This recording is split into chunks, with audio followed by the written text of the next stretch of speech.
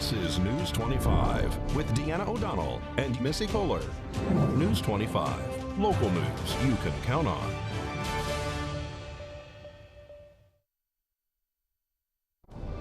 News is brought to you by J.K. Nelson Law. Call 727-9900 today for your free consultation. If you need a lawyer, you need Nelson. This segment of the news is brought to you by Silver State Health, bringing quality medical and psychiatric care to Pahrump. Call 775-505-1214 for an appointment. Thanks for stopping by News 25. I'm Deanna O'Donnell. I'm Missy Kohler. Today's Wednesday, February 3rd. Well, a woman walking with her daughter and dog ends in tragedy Tuesday evening here in Pahrump. Nye County Sheriff's Office, with assistance from Nevada Highway Patrol, is investigating a deadly crash in a quiet Pahrump neighborhood. 40-year-old Nareda Ramirez was walking on Fontana Street with her 6-year-old daughter and her dog when she was struck by an SUV around 6 o'clock Tuesday evening. Despite efforts by Pahrump Valley Fire and Rescue medics, including CPR at the scene, Ramirez did not survive. We did a quick assessment of one of the patients, did a rapid transport to our local hospital. It's our understanding that patient did not survive the injuries sustained in the accident. There were no other injuries, but there was significant damage to the vehicle. It appeared that maybe the party had been walking their dog, and both the individual who was struck by the car and the dog did not survive. Ramirez's daughter was not hurt. Authorities helped comfort the girl until family members arrived. The Sheriff's Office tonight stayed with the juvenile until appropriate care arrived at the scene, and they watched the child until, with parental consent from the father, and then the family arrived. The Nye County Sheriff's Office says their investigation has determined the young man driving the vehicle that struck Ramirez is not at fault in the crash. He was not hurt. The circumstances around a gunshot wound at a home on John D. Court today are under investigation. The Nye County Sheriff's Office is investigating a shooting that occurred this morning on John D. Court. First called in as a 22-year-old female that had shot herself, and the reporting party, who is allegedly her mother, worried that her 19-year-old brother would do the same. Nye County Sheriff's Office deputies and Pahrump Valley Fire and Rescue medics arrived at the home. The female reported that the shooting was accidental. The victim, who was shot in the leg, said her brother had fled the scene with the weapon. Mercier was dispatched by Pahrump Valley Fire and Rescue to respond to Sherry's Ranch to transport the victim to UMC Trauma Center. We spoke to Fire Chief Scott Lewis. We dispatched for a report of a staging assignment. Once we were in level 1 staging, we were moved into an incident for a gunshot wound. Our crews found the gunshot wound to an extremity. It warranted Mercier be added to the assignment. We established an LZ on South Homestead Road.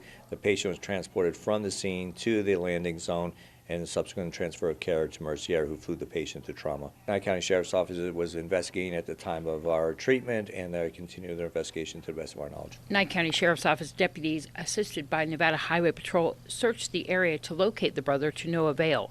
They eventually received information that the subject may be at the Winery Supermarket here in Pahrump. After a search, they could not locate him. It's unknown at this time if he has been apprehended and what exact role he played in the shooting.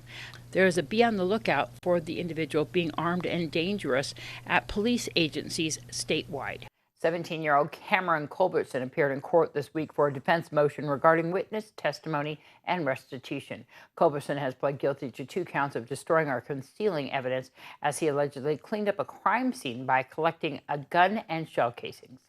Kyle Bickerstaff was killed in June of 2020 when he and Nicholas Von Alst allegedly set out to rob Culbertson of a gun they said they would buy from him. When the trio met up, Von Alst and Bickerstaff allegedly pistol-whipped Culbertson, and a gun battle occurred that resulted in Bickerstaff being shot by Culbertson and then succumbing to his injuries. Von Alst is awaiting Judge Lane's decision on if he will be charged with first-degree murder under the felony murder charge because Bickerstaff died during the commission of a felony. The family of Kyle Bickerstaff was in the courtroom seeking to provide victim impact statements and seek restitution for his death. Culbertson has not been charged in the death of Kyle Bickerstaff as it was ruled justifiable. The defense argued that Bickerstaff was not the victim in this crime, and because of that, his family should not be allowed to provide victim statements to the court. The person that the state is trying to make out to be a victim in this case is Kyle Bickerstaff. Kyle Bickerstaff conspired with Nicholas Von Alst to lure Mr. Culbertson away from a house party, to beat him, to rob him.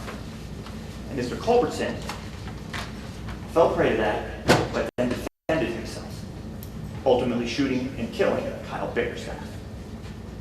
Mr. Culbertson is not charged with murder because it was justified, because he exercised his constitutional and God-given right to defend himself. Mr. Bickerstaff, under the statute, is not a person against whom a crime has been committed, especially not the two crimes that Mr. Culbertson has pled guilty to. In their opposition, the state concedes that no restitution should be ordered. If there was a victim in the case, restitution should be ordered. Because there is no restitution to be ordered, that point also goes to concede that Mr. Bickerstaff was not the victim. Therefore, if he is not a victim, his mother cannot speak today, and that's what I'm asking the court for an order, that Mr. Bickerstaff's mother cannot speak, and that no restitution should be ordered. The state took the position that Culbertson cleaned up the crime scene, making it difficult to fully investigate the incident. The state maintained that Bickerstaff's mother will never get the full answers of what had occurred because Culbertson had destroyed the evidence, and so because of that, she is a victim and should be allowed to testify. And it pains me to say so, but I'm going to have to agree with Mr. Martinez. Your opportunity to vent about the death of your son and how it affected you and so forth will be at the Von Alst hearing. For the purposes of Culbertson committing a crime by collecting up the shell casings and hiding the gun, I agree that that may also have affected you besides the shooting, but the hiding of the gun and collecting up would have affected you emotionally.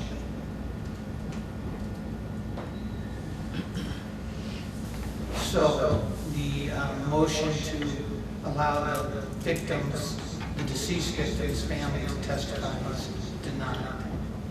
Judge Lane went on to sentence Culbertson for the guilty plea entered for destroying or concealing evidence. Culbertson received 2 years in jail with credit for time served and all standard fines and fees. The family of Kyle Bickerstaff will be allowed to offer testimony at the trial of Nicholas Von Alst. And as we head into this break, we got to tell you about an overturned load this morning that happened on Bella Vista, which caused the road to be closed there for just a temporary time. There were bales of hay everywhere, but thankfully no injuries. We'll be right back after the break. You're watching News 25, the most recognized and farthest reaching local news in Nye County. News 25, local news you can count on. Welcome back. Amazon CEO Jeff Bezos is stepping down. Boeing is delaying deliveries of its newest jetliner, and Pfizer will earn billions from its COVID vaccine. Here's Angela Miles. Tapping our news, a stunner from Amazon. Jeff Bezos is stepping down as CEO. He will be replaced by Andy Jassy in the third quarter. Amazon just reported its first $100 billion quarter. The company's doing extremely well during the pandemic. Revenue topped $125 billion. On a side note, the world's largest e-tailer will pay $62 million to settle charges after allegedly taking tips from Amazon delivery drivers who were using their own cars.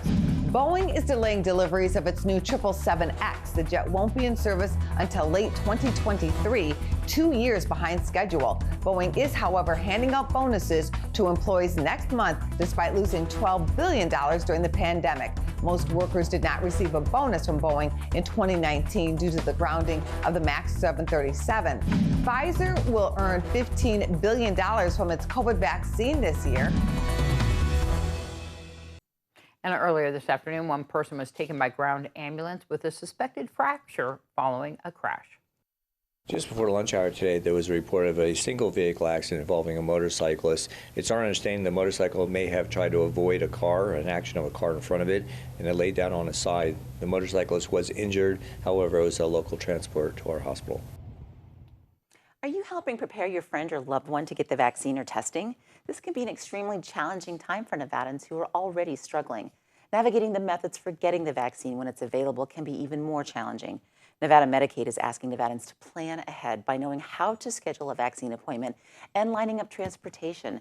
Nevada Medicaid is offering Medicaid recipients a flexible same-day transportation service with a variety of options, including gas mileage reimbursement, bank card funding to take the bus, and in most instances, same-day rides from ride services. If you need more information, it can be found by calling 844-879-7341.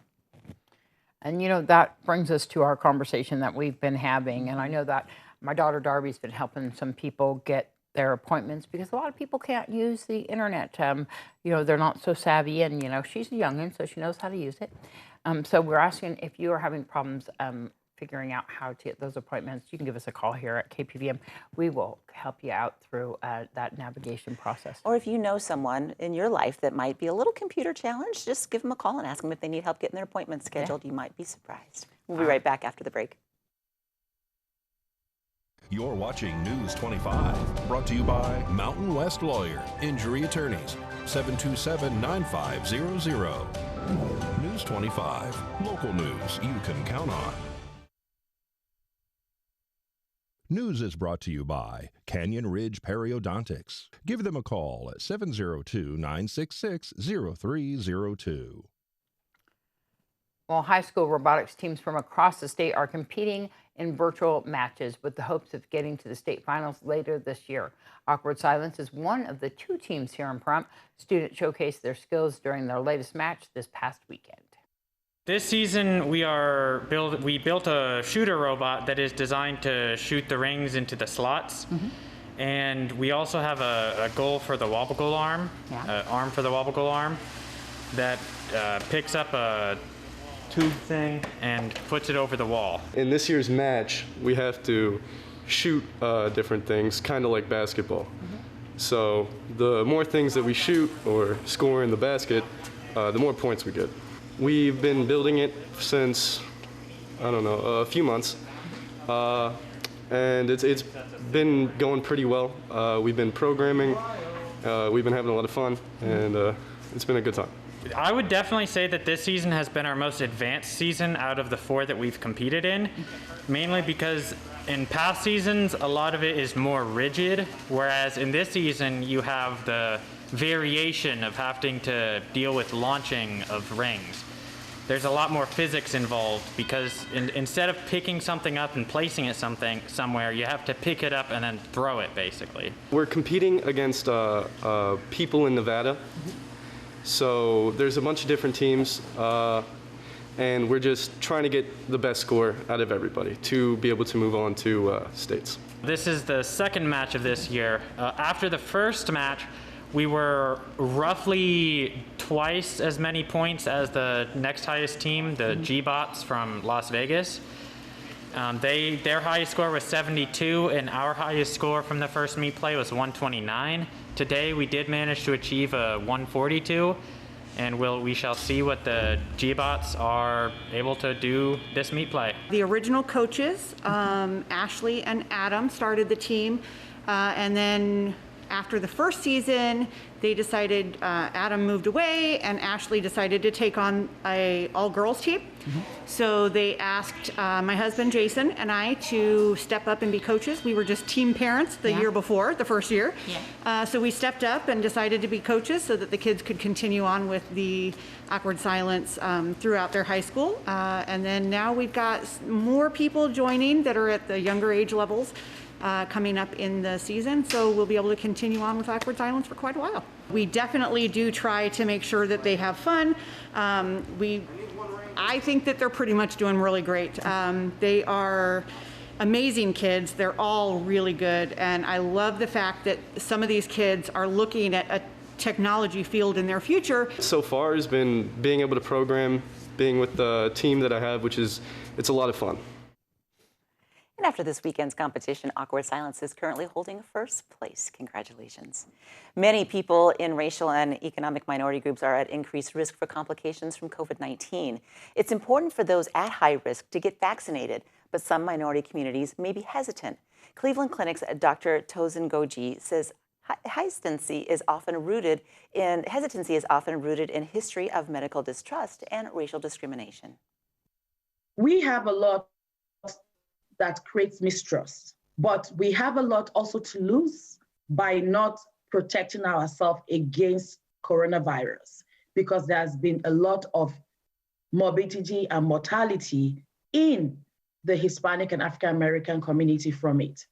So we need to ask questions, and once our questions are answered, we need to embrace this vaccine. Some minority communities have higher rates of diabetes, obesity, heart disease, asthma, and other conditions. Many of these diseases are risk factors for severe COVID-19 infections because people with chronic conditions have compromised immune systems and are more susceptible to infections. Dr. Goji says getting the COVID-19 vaccine may mitigate these risk factors and help prevent severe coronavirus disease. She adds when someone is vaccinated, they're protecting themselves, the community, and bringing us one step closer to ending the pandemic. One of the things I can tell you as a woman of color is our communities, our faith-based missions, our churches are important to us. Getting this vaccine, slowing down the pandemic, shutting down the pandemic will help us go back to our normal lives. Dr. Goji says vaccine hesitancy in minority communities should not be confused with being against vaccinations altogether. She encourages medical providers to ask why when someone declines a vaccine, answer their questions, and provide education about the vaccine.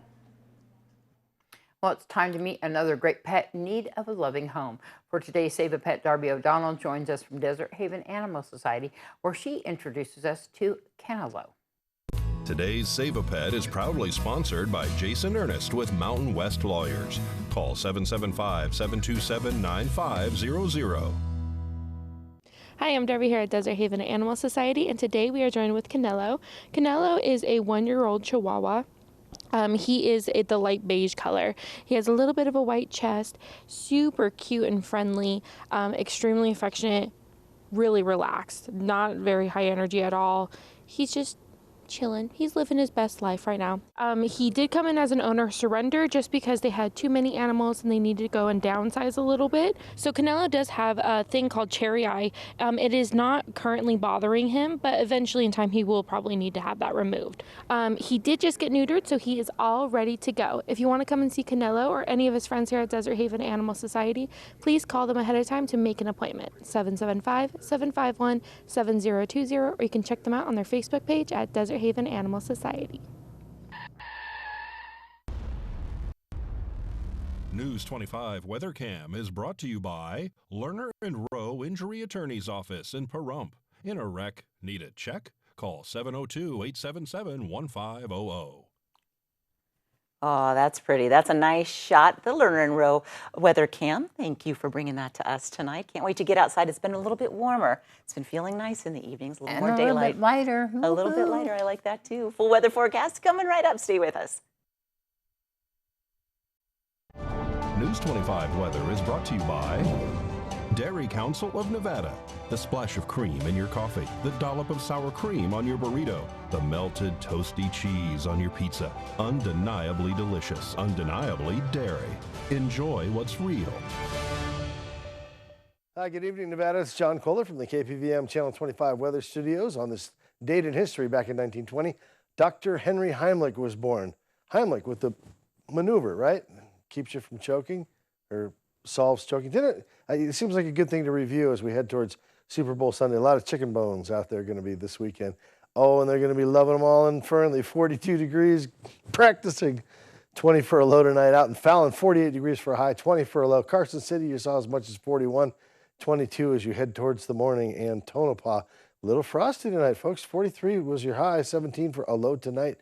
In Goldfield, you're seeing 47-degree temperatures and loving the 20-degree cold mark tonight. Yeah, it'll be all right. 61 degrees for high in Beatty, 33 for a low. Out in Amargosa, you're up to 66 degrees, 36 degrees for a low tonight. And in Las Vegas, congratulations, you cracked the 70 mark, 72 degrees for a high today, 46 for a low. Out in Death Valley, not even that much warmer, 77 degrees for a high today, 46 for a low. And here in the paradise of Pahrump, where the air is pure and the sun shines most of the best hours of the day. Sun rose this morning at 6:42 a.m. It was great, man. 28% humidity gave us a nice cloud cover, lots of beautiful colors. South winds out of the south, 15 miles per hour, and sun setting this evening just a couple minutes ago at 5:13 p.m. Northeasterly winds going to be chasing the clouds out of our skies tonight. Oh, we're going to have a beautiful star field tonight, 34% humidity, and check this out. The next couple 3 days, beautiful Clear skies, 10-mile-an-hour winds, temperatures all the way up to 69 degrees on Sunday. And not really calming down that much the next 4 days. We are going to get a little bit of cloud cover, and the wind's continuing about 8 miles per hour. That's not too bad. Lows tonight in the mid-40s. That's an improvement. That's not too bad. Hey, we're loving it. It's a Wednesday. Let's get back to the desk. Here's Missy, Indiana. All right, I'm Deanna. I'm Missy. Have a great night. Good night.